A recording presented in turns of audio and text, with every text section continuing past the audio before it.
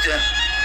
আল্লাহর কাছে আমার ছেলে মেয়ে আত্মীয় স্বজন কাকো যেন আমার লাশ শুইতে না দেয়।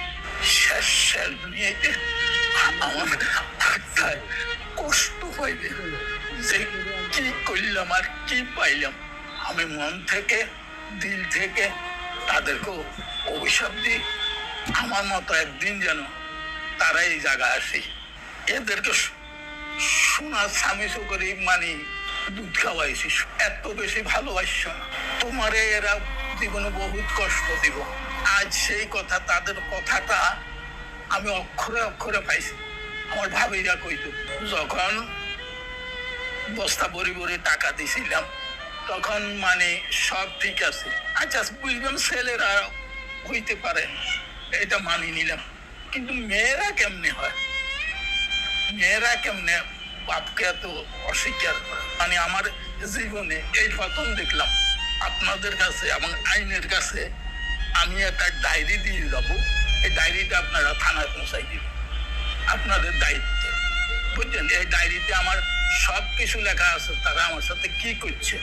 এই টাকা পয়সাটাই হইল আমার সবচেয়ে জীবনের কাল, ওনাদের ঘাড়ের উপর আমার উঠাই দিয়ে গেছে, আজ পর্যন্ত দেখতে আসেনি, অন্তত খোঁজটা নেয় না। দেখেন দূর কথা, খোঁজটা নেয় না। এইটা কি কারণে ছেলে, এটাকে অশিক্ষিত, অশিক্ষিত হইল এক কথা। আর আমার মেয়েকে অশিক্ষিত, যে মেয়েরে আমি পুতুলের মতো রাখছি, বুঝলেন? আমি কি তাদের কাছে টাকা পয়সা চাইছি? কিচ্ছু চাইনি, ভালোবাসা চাইছি। যাকে আমার ভাগ্য আছে, আমার জীবনে আমি বহুত বিদেশ করছি, বহুত টাকা কামাইছি, বহুত টাকা খরচও করছি, বুঝছেন? আজ দুরবস্থায় ওনাদের ধার পাতে পড়িয়েছি, ওনাদের দয়ায়। ওনারা যে এতটুকু করছে, এতটুকু করে, এটা আমার জন্য হাজার। আমার শুধু একটাই অনুরোধ থাকবে, আপনারা এই জিনিসটা মানুষে দেখাইবেন, আমার ছবিটা দেখাইবেন, ছেলে মেয়ে যেন দেখতে পায় যে তার বাপ কি অবস্থা আছে। বুঝলেন?